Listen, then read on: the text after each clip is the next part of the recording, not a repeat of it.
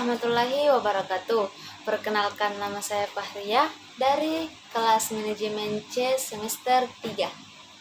Di sini saya akan memaparkan materi yang sudah dijelaskan oleh kelompok 2 mengenai perencanaan sumber daya manusia.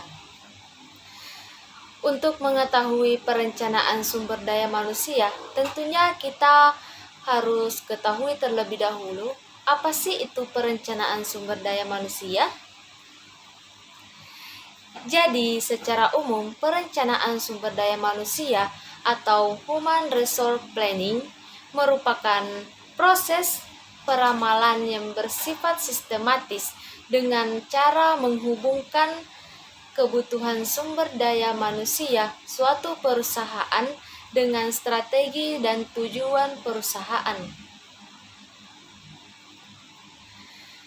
Sedangkan menurut Mondi dan Neo tahun 1995, perencanaan sumber daya manusia adalah proses yang secara sistematis mengkaji keadaan sumber daya manusia untuk memastikan bahwa jumlah dan kualitas dengan keterampilan yang tepat akan tersedia pada saat mereka dibutuhkan.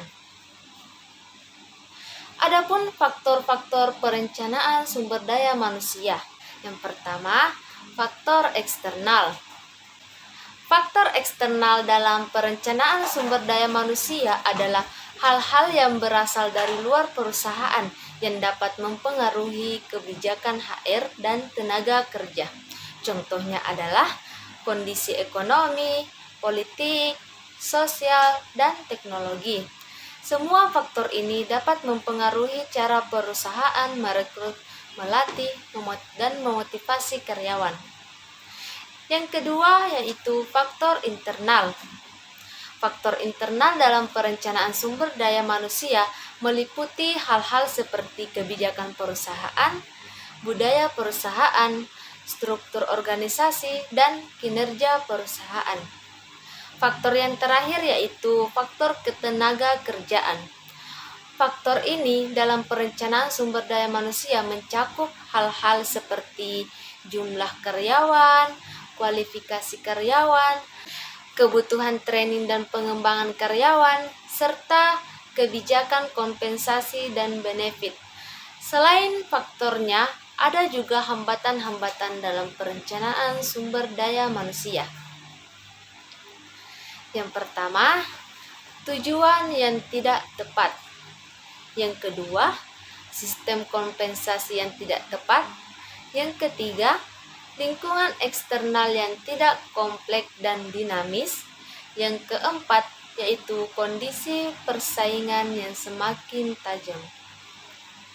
Adapun cara mengatasi hambatan dari perencanaan sumber daya manusia, yaitu salah satu caranya adalah dengan memahami tujuan perencanaan dan proses penetapan tujuan, meskipun bukan salah satu dalam mengatasi masalah, tetapi paling tidak dapat membantu pengambilan keputusan.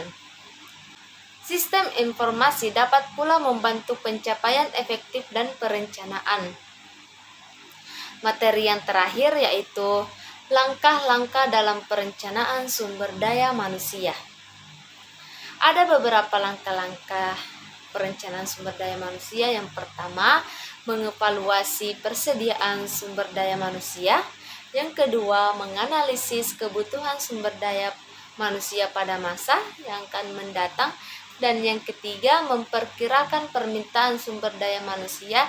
Dan yang terakhir atau yang keempat, yaitu memperkirakan kesenjangan sumber daya manusia.